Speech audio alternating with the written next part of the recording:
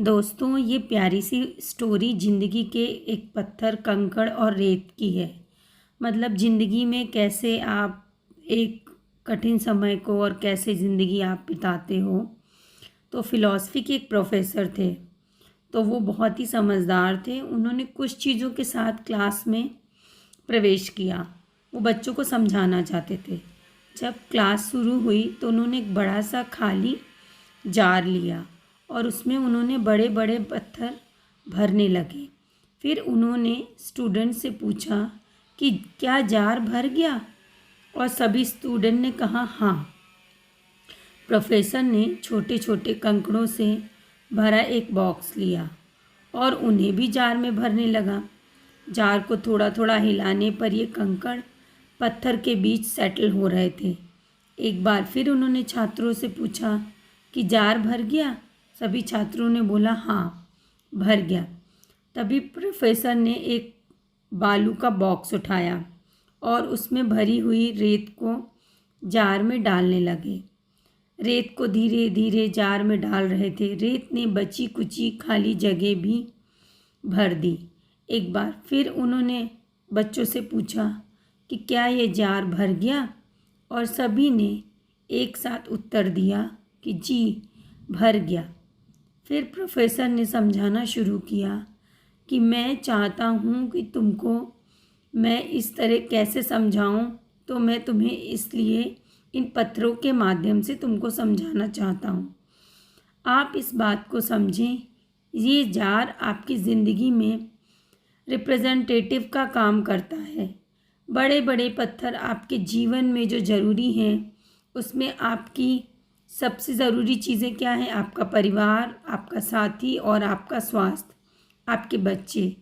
ऐसी चीज़ें कि अगर आपकी सारी चीज़ें भी भर जाएं, पर ये सिर्फ 3 चीज़ें अगर आपकी ज़िंदगी में हैं, तभी आपकी ज़िंदगी पूर्ण रहेगी।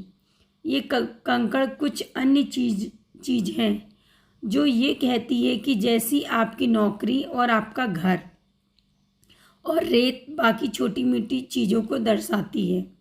अगर आप जार को पहले रेत से भर देंगे और कंकड़ से फिर पत्थर से भरेंगे तो उसमें कोई जगह नहीं बचेगी। और आपकी लाइफ के साथ भी ऐसे ही होता है। अगर आप लाइफ का सारा समय और ऊर्जा छोटी छोटी चीज़ों में लगा देते हैं तो आपके पास कभी उन चीज़ों के लिए टाइम नहीं होता जो आपके लिए सबसे ज़्यादा ज़रूरी होती हैं। उन चीज़ों पे ध्यान दीजिए जो आपकी खुशियों के लिए ज़रूरी हैं। बच्चों के साथ खेलिए, अपने पार्टनर के साथ जाइए, काम पे जाने के लिए, साफ़ करने के लिए, पार्टी देने के लिए हमेशा एक वक्त होता है, पर वक्त पत्थरों के हिसाब से ध्यान दीजिए। ऐसी चीज़ें सचमुच में वही होती हैं जो आपकी ज़िंदगी को सेट करती हैं। प्रोफेसर ने इन तीनों चीज़ों को इसलिए समझाया कि अगर हम पहले कंकड़ नहीं डालते तो हमको उस कठिन समय का पता नहीं चलता।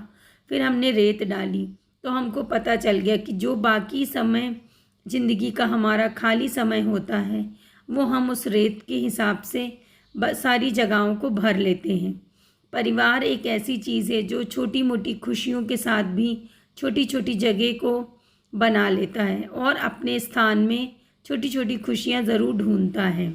इस प्रकार अगर आप इस कहानी के माध्यम से जीवन के 3 रूप को समझना चाहेंगे तो वो आपको बहुत अच्छे से समझ में आ जाएंगे, क्योंकि मनुष्य का जीवन इन्हीं तीनों चीज़ों के ऊपर ही निर्भर रहता है।